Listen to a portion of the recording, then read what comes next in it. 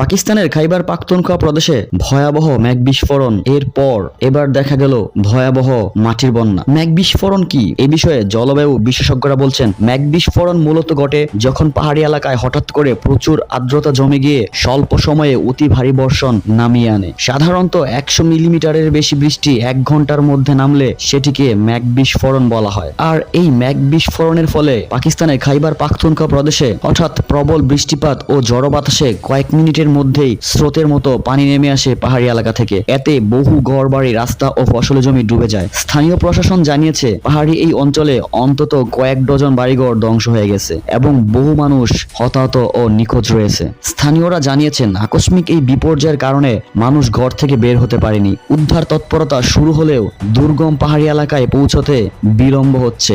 জরুরি বিভাগ সতর্কতা জারি করে সবাইকে নিরাপদ স্থানে সরে যাওয়ার আহ্বান জানিয়েছেন। এছাড়াও আবহাওয়াবিদরা আশঙ্কা করছেন আগামী আরো কয়েকদিন এইরকম প্রবল বৃষ্টিপাত হওয়ার সম্ভাবনা রয়েছে, যার জন্য সবাইকে নিরাপদ স্থানে থাকার আহ্বান জানিয়েছেন আবহাওয়াবিদরা।